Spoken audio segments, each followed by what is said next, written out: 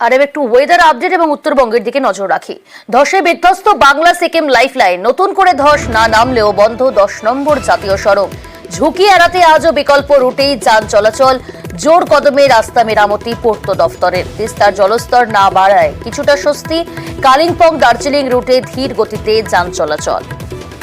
ধসে বিধ্বস্ত বাংলা সিকিম লাইফলাইন, নতুন করে ধস না নামলেও বন্ধ 10 নম্বর জাতীয় সড়ক।